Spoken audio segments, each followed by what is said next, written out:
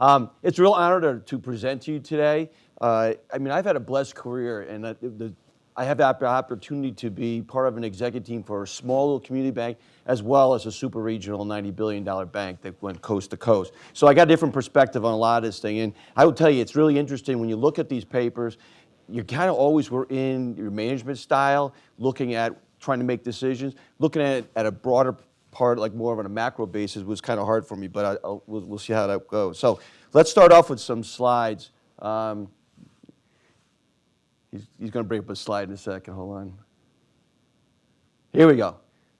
Let's hear. All right. Jared came out with a great slide here.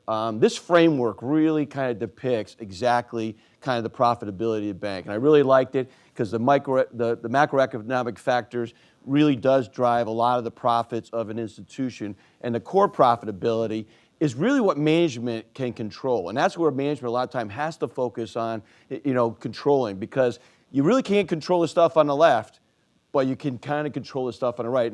And that's an important thing. And the next slide, one thing on this slide, one thing would have been great if they broke out regulation for a third column so you can see what actually the regulatory impact was. The presentation also these guys made, we're going to be talking about how competitive affects that one on the right and also how regulation. So next slide.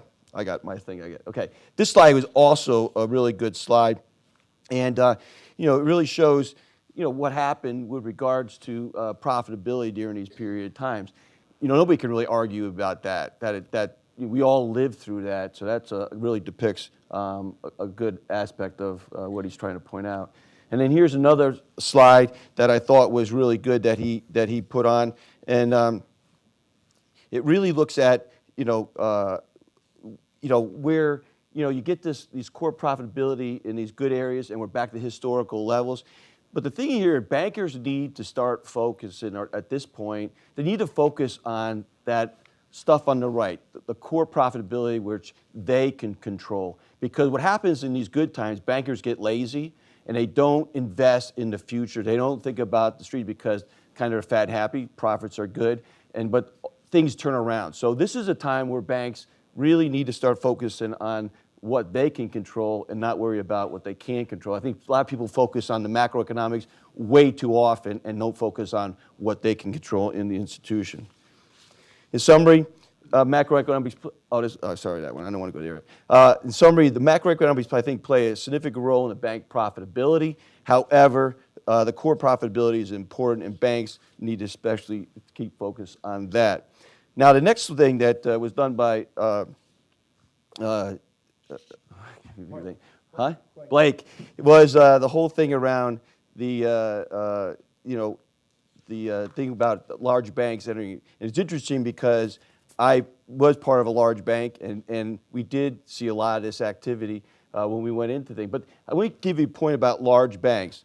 Large banks look at risk reward. I think Blake pointed that out a little bit about how larger banks look at exactly the assets they're trying to put on, and they want to commoditize them, so they have to be more strict on exactly what they look at.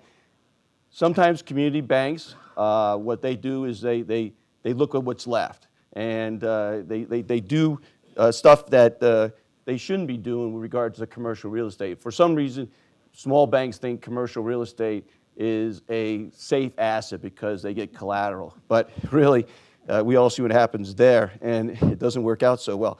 So the thing is I do believe that large banks coming into a market put undue pressure or competitiveness on smaller banks and force them to do things that they don't want to do because they don't have the other assets they could get a hold of.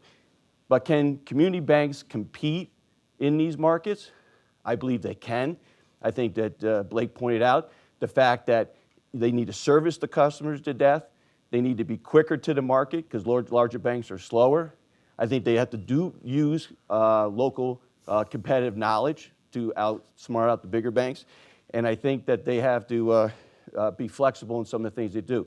So I do believe that community banks can do well against the larger banks. They just got to work harder at it. Now, Allison talks about the whole aspect of going over $10 billion.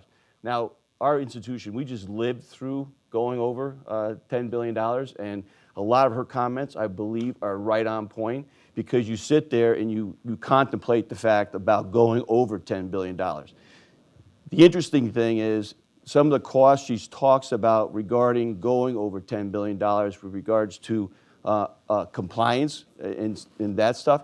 A lot of those costs are actually incurred before you go over $10 billion. You start doing stress testing, you start preparing for CFPB. So you start doing this stuff before you go in. The biggest thing that really, in our opinion, that causes banks to do a bank that's larger to go over is the Durbin Amendment. The Durbin Amendment cost our institution $11.5 million in revenue loss. That's a real cost. I would tell you the compliance costs pale to comparison to what the Durbin Amendment cost us. And again, I still are baffled by the fact that the Durbin Amendment ever came about. You know, banks have to pay for the fraud losses on credit cards. When retailers are hacked, banks bear a lot of the expense associated with that and issuing new cards. I don't understand why we lost that revenue, but it was supposed to go back to the consumer, and I fail to see that it ever did go back there. So we did do a big, large transaction, exactly what her model said. We were $9.2 billion, and we bought a bank at $3.2 billion, and we stand right now at about $12.5 billion. So it worked out. But one needs to understand, even though this regulation paints you into a corner, Allison was also right. Do you stay small or do you go big? There's a risk in doing a big acquisition if you're not prepared to do it. There's a lot of risk. So this regulation does paint banks into a corner, and banks really have to focus on going out. I think these three did a wonderful job in their paper. I would say that I don't have any disagreement in their conclusions, and I'll save a couple seconds and give it to Alan. Thank you.